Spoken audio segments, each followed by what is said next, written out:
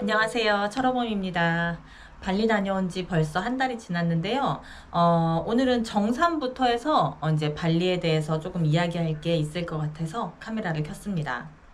먼저 정산을 해보자면, 항공을 제외하고, 그리고 병원비도 제외했어요. 왜냐면 어차피 보험료로 다 돌려받았기 때문에, 아이 학교, 그리고 숙박, 그 다음에 저희가 했던 체험, 그리고 현지에서 이렇게 생활하면서 밥 사 먹고, 이제 뭐 교통비 사용하고 뭐 이런 것들까지 해서 이제 정산을 해봤는데요.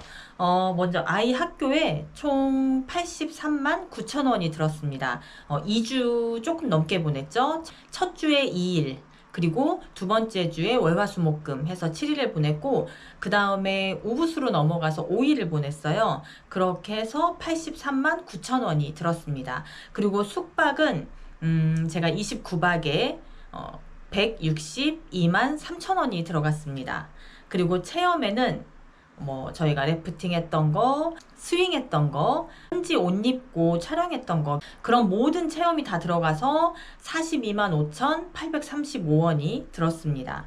그리고 현지에서 생활한 그 금액이 130만 3,586원이 들었어요. 뭐 스쿨링은 아마 다른 분들하고 큰 차이가 없을 건데 숙박에서 차이가 좀 많이 날 거예요. 그 다니면서 저처럼 아이와 한 달 살기 온 엄마들하고 이제 만나서 이야기를 나누는데 저보다 2배가 들었더라고요. 그러니까 보통 한국 엄마들이 아이를 데리고 왔을 때 가는 숙소들이 어느 정도 이렇게 좀 정해져 있거든요. 그런 숙소로 했을 때 한 300만 원 정도, 그리고 이제 더 고급 호텔을, 고급 숙소를 좋아하시는 분들은 이제 더 많은 금액이 들어갔을 거고요. 저는 이번에 숙박비에서 좀 금액을 많이 아꼈습니다. 그리고 체험 활동도 더 비싼 체험 활동 많아요. 지프차를 타고 이렇게 별 보고 사진 찍고 하는 거, 그런 것들은 1인당 한 10만 원 정도 돼서 금액이 좀 되거든요. 근데 그거는 딸이가 별로 원하지도 않았고, 저도 굳이 그렇게 추운 데서 고생하면서 그걸 볼 필요가 있을까라는 생각이 들어서 막 엄청 땡기진 않더라고요. 그래서 그런 체험들을 안 하다 보니까 이제 체험비도 조금 세이브가 됐던 것 같고요.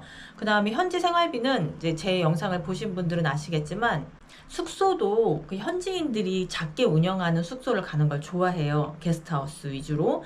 또 식당도 우리나라 여행자들이 많이 가는 유명한 그런 식당도 많이 있지만, 그런 데보다는 현지인들이 가는 맛집을 주로 찾아다니는 편이다 보니까 그런 데서도 세이브가 많이 됐던 것 같아요. 그리고 모든 숙소를 다 조식 포함으로 예약을 했었거든요. 그래서 아침밥을 항상 거하게 먹다 보니까 점심이 가벼워질 수밖에 없고, 저녁은 딸이와 나가서 먹을 때도 있었지만 한 2, 3일에 한 번 정도는 제가 한국에서 가져간 햇반이랑 이런 것들 해서 먹을 때도 있었고요. 그리고 배달시켜서 먹을 때도 있었고요. 그래서 큰 비용이 나가지 않은 것 같아요. 그래서 전체 금액을 확인을 해봤는데 저도 정말 깜짝 놀랐습니다. 항공 제외, 병원비 제외 419만 1,421원이 들었더라고요. 30일 발리 한 달 살기 금액이 400만 원 정도밖에 안 든 거예요. 제가 이거를 정산을 해보고 나서, 아, 내가 그래서 그렇게 힘들었구나 라는 게 저 스스로 납득이 됐습니다. 여기 전에 이제 한 달 살기 갔던 곳이 세부인데 항공권을 빼고 463만 원이 들었단 말이에요. 세부보다도 돈을 더 안 쓴 거잖아요.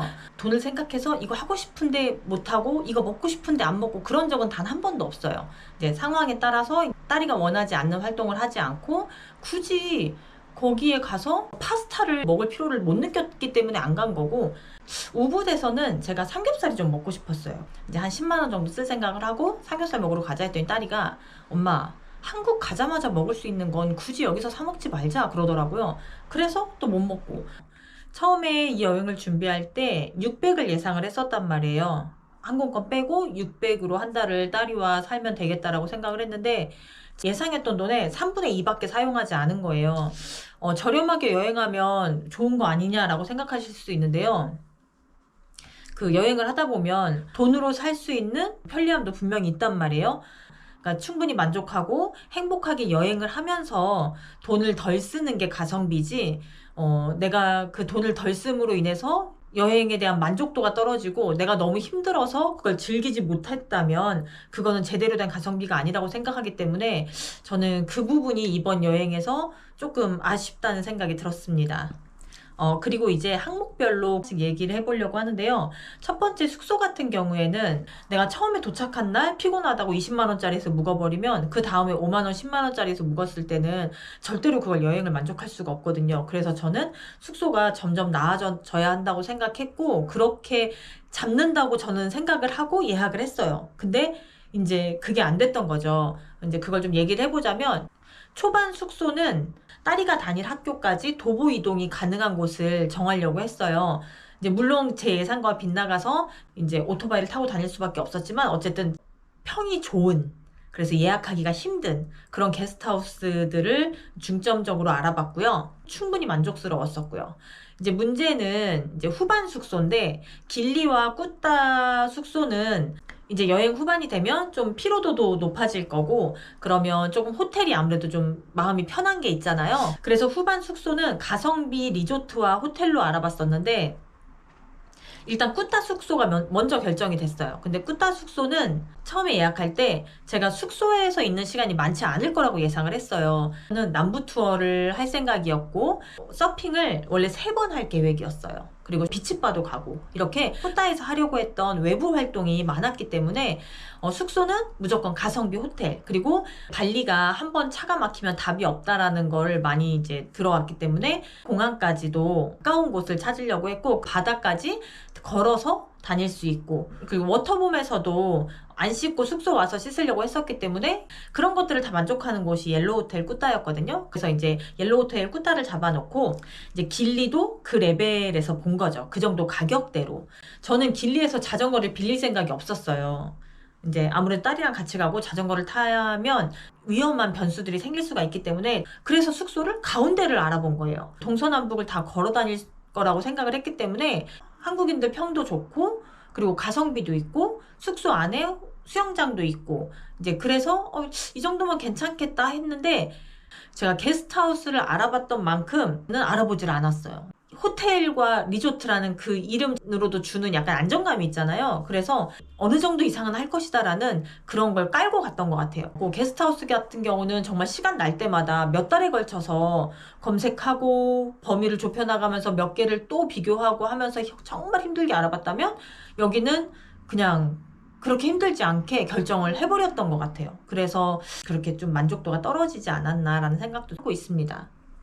많은 분들이 발리 여행을 준비하시면서 걱정하시는 게 발리벨리일 거예요. 대부분의 동남아 지역이나 뭐 인도나 이런 데에서 흔히 하는 건데 제가 발리를 간다고 했을 때 주변에서도 걱정을 많이 하면서 뭐 이거 하지 말라더라 저거 하지 말라더라 이러는 게 엄청 많았어요. 근데 우리는 한 달을 살 거고 심지어 초반에 게스트하우스에서 지낼 거고 거기서 해주는 음식을 아침마다 먹을 거란 말이에요. 그리고 길거리 음식도 먹을 거고 야시장도 다닐 거고 근데 막 어떻게 그 많은 것들 뭐 양치질도 생수를 사서 하고 뭐 채소도 뭐 식기류도 뭐 신경 써서 먹어야 되고 그걸 어떻게 지키겠어요. 그래서 저는 그냥 초반부터 조금씩 그냥 내 속을 적응시키자라는 생각이었고 그래서 크게 조심하지 않고 잘 지냈습니다. 저희가 이제 배앓이를 했던 기간을 보면 길리 중간에서부터 꾸따 중간까지였거든요. 그때에만 우리가 평소와 다르게 했던 게 뭐가 있을까를 생각을 해봤어요. 물이었습니다. 처음 지냈던 게스트하우스부터 우부세의 마지막 게스트하우스까지 병따개로 따는 물도 있었고 돌려서 따는 물도 있었지만 어쨌든 이렇게 밀봉되어 있는 물을 제공해 주셨고 그 물이 부족할 때는 제가 편의점에서 물을 사와서 먹었고요. 길리 숙소를 처음에 체크인할 때 생수병 작은 거 2개를 줬어요. 근데 그게 끝이라고 하는 거예요. 물이 더 필요하면 이 통을 가지고 오면 자기들이 정수기에서 담아주겠다고 하더라고요. 그래서 그냥 알았다 하고 그때는 별 생각이 없었으니까 그 물을 다 마시기도 전에 저희가 이제 마트를 갔단 말이에요. 그 길리에서 싸다는 마트가 있어요. 마트를 들린 김에 큰 생수를 샀죠. 그 길이 굉장히 울퉁불퉁하고 파인 데도 많은 데다가 아이를 태우고 있고 앞에는 무거운 물이 들어있고 그러니까 코너를 도는데 파이는 곳을 가는 순간 핸들이 확 돌아가 버리더라고요. 그래서 넘어졌었거든요. 이제 그러고 나서 나도 참 유난이다. 뭐하러 물을 또 이렇게 사 먹는다고 이걸 또 들고 왔을까라는 후회가 돼서 물을 안 사 먹었어요. 그러니까 길리 중간부터 밀봉되지 않은 물을 마시기 시작을 한 거죠. 그리고 나서 이제 꾸따에 체크인을 했는데 꾸따는 아예 제공되는 물이 없었고요. 방 안에 유리병만 하나 있었어요. 이 큰 물통 뒤집어 놓는 거 아시죠? 그 정수기가 복도에 이렇게 하나씩 있었거든요. 거기에서 물을 받아서 마시라고 해서 그 물을 며칠 마셨던 것 같아요. 그러다가 이제 배탈이 심해지고 병원을 갔다 오면서 아, 물을 이걸 마시면 안 되지 않을까라는 생각이 문득 들어서 그때부터 생수를 사서 마셨습니다. 그래서 제가 내린 결론은 이게 뭐 아닐 수도 있겠지만 이제 그 밀봉되지 않은 어떤 그 물을 마셨다는 거. 물론 이제 게스트하우스에서 조식을 먹을 때 그 그릇도 그냥 수돗물로 씻을 거고 식기류도 사용을 하고 뭐 그렇긴 했지만 그렇게 조금씩 조금씩 접하는 게 아니라 아예 물은 벌컥벌컥 마시는 거잖아요. 그리고 수시로 마시고. 그래서 그게 아마 큰 영향을 끼치지 않았을까. 물론 피곤해서 면역력이 떨어진 것도 거기서 한 몫을 했을 것 같고요. 그래서 저는 그 면역력 떨어진 것과 그리고 그 물이 배탈을 만들어내지 않았을까라는 생각을 했습니다. 다음으로 할 얘기는 팁에 대한 건데요. 저는 기본적으로 그 팁을 주는 게 오랜 시간 그 문화로 정착된 나라가 아닌 곳을 갈 때에는 가능하면 팁을 주지 않는 편입니다. 그러니까 팁을 주는 게 너무나 당연한 나라에서는 저도 같이 따라야죠. 로마에 가면 로마법을 따라야 하니까 그런 곳에서는 주는데 그러지 않은 나라에서는 가능하면 안 주려고 해요. 이건 그냥 제 개인적인 생각인데 여행자들의 쉬운 호의가 그 여행지를 바꿔놓을 수도 있다라는 생각으로 그렇게 했었어요. 그리고 그 여행 초반에 사누르에서 20분 거리를 오토바이로 640원을 내고 다녔단 말이에요.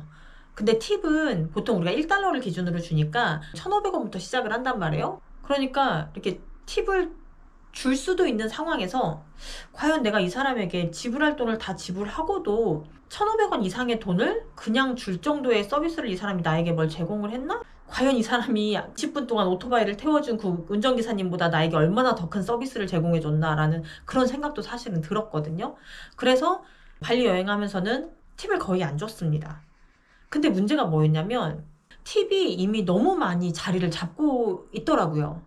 그러니까 제가 뭐 게스트하우스에서 머물고 그다음에 현지인들 식당 가고 이럴 때는 불편함이 없었는데 제가 계속 그렇게 현지인 속에서만 살았던 게 아니잖아요. 관광객 모먼트였을 때도 분명히 많았는데 여기서는 팁을 주고 여기서는 안 주고 막 이게 바로바로 전환이 되지 않다 보니까 그냥 저는 이제 쭉 안 주는 식으로 지냈단 말이에요.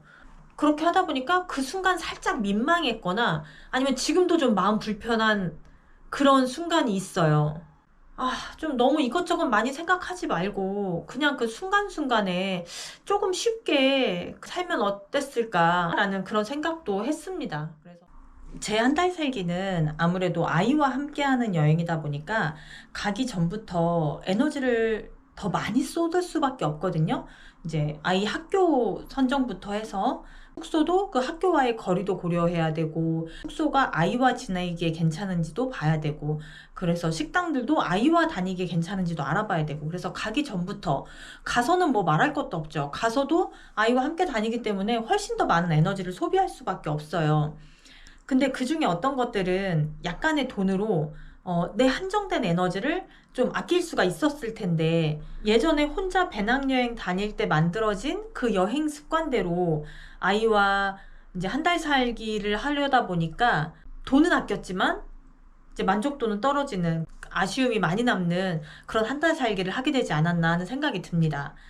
그래서 제가 이번 여행을 통해서 앞으로 또 이어질 한 달 살기에서는 내가 이거는 해야겠다라고 정한 규칙이 좀 생겼어요. 5개를 제가 이번에 정하게 됐는데요. 첫 번째는 숙소 레벨을 올리자.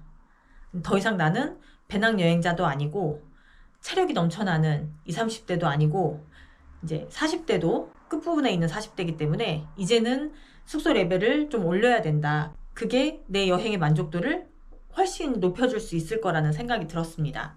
그리고 이번에 발리 여행하면서 정말 힘들었던 게 단기 여행을 갔으면 짐이 적었을 거고 그럼 이동이 훨씬 용이했겠죠. 한 달 살기를 하는 것의 가장 큰 장점은 그 이동을 하지 않고 한 곳에서 머물면서 거기서 살아본다는 건데 간 김에 가보면 좋지 않을까? 라는 생각 때문에 이번에 그렇게 넣었는데 이도저도 아닌 게 돼버린 거예요. 장기 여행자이기 때문에 짐은 너무너무 많았는데 그 와중에 이동도 너무너무 많았어요. 지역은 4군데에서 있었고 숙소는 6군데에서 있었어요. 큰 캐리어 2개에 큰 짐보따리 2개, 그리고 제가 맨 가방까지 해서 그렇게 항상 이동할 때마다 5개의 짐과 함께 아이까지 케어하면서 이동해야 되다 보니까 너무너무 힘들었습니다. 앞으로의 한 달 살기는 한 곳에서 완전히 살아보기를 하던지 아니면 정말 딱 한 번만 이동하는 걸로 하자라는 생각을 하게 됐습니다. 세 번째는 대행업체에 쓰는 돈을 아끼지 말자. 예를 들어서 제가 장을 보려고 마트에 갔어요. 근데 상추가 5,000원이네? 이거 너무 비싼데? 그래서 그걸 안 사고 일주일 동안 상추를 싸게 살 수 있는 방법을 검색하고 여기저기 막 스트레스 받으면서 전화하고 싱싱한 상추가 올지 안 올지 모르는 불안함에 떨면서 2,000원에 상추를 직배송 받았어요. 그럼 과연 이걸 내가 상추를 싸게 샀다고 할 수 있는 걸까? 가성비 좋았다고 할 수 있는 걸까? 이 얘기를 하는 게 이번에 제가 길리에 들어가는 그 교통편을 이용했던 게 이런 경우에 속하지 않나라는 생각이 들었어요. 그래서 다음에 이제 한 달 살기를 갈 때는 대행업체를 이용하는 돈을 아끼지 말자. 그들에게 정당한 대가를 지불하고 내 에너지를 아끼자라는 생각이 들었습니다. 네 번째는 스쿨링은 반드시 하자예요. 이번 발리 같은 경우는 제가 지역 이동을 하다 보니까 스쿨링을 안 하는 그 기간이 있었는데요. 아이와 24시간 붙어 있는 건 저만 힘든 게 아니더라고요. 또래가 없이 저하고만 있는 게 아이 너무 힘든 시간이 아니었을까라는 생각이 들었습니다. 그래서 다음에는 스쿨링을 모든 기간에 걸쳐서 하자라는 생각을 했고요. 이제 5번째도 한 달 살기 하는 동안 편집을 해서 업로드를 하겠다는 욕심을 버려야겠다는 생각이 들었어요. 한 달 지나고 한국 돌아와서 다시 일상을 살면서 편집을 하자. 딸이와의 추억을 남기고 싶다는 마음에서 시작한 거였는데 이 유튜브에 업로드하는 게 딸이와의 추억을 만드는데 방해가 된다면 얘를 약간 뒤로 밀어넣어도 되지 않을까라는 생각이 들었어요. 딸이가 학교에 갔을 때 저도 오롯이 저만의 시간을 즐기면서 내 몸과 마음을 충분히 충전을 시키고 딸이가 왔을 때 내가 피곤하지 않은 상태에서, 내가 지쳐있지 않은 상태에서 아이를 맞이하고 아이와 함께 활동을 할 수 있는 그거를 준비해 놓자라는 생각이 들었습니다. 이렇게 해서 이번 발리 한 달 살기에 대한 이제 마무리 영상을 찍어봤는데요. 다음 한 달 살기는 1년 후가 될 것 같아요. 아직 항공권을 예약한 게 아니기 때문에 이 지역입니다 라고 말씀드릴 수는 없지만, 왜냐면 너무나 많은 기간이 남아있기 때문에 바뀔 수가 있잖아요. 한 가지는 말씀드릴 수 있을 것 같아요. 최소한 아시아 지역은 아닐 것 같습니다. 다음 한 달 살기는 또 어디로 가게 될지, 또 그 중간중간에 저 혼자 가는 여행 혹은 딸이와 함께 국내 여행, 이런 데는 또 어떤 곳을 다닐지 관심 있게 지켜봐 주시면 감사드리겠습니다. 오늘 영상은 여기까지입니다. 시청해주셔서 감사드리고요. 내일은 더 행복하세요.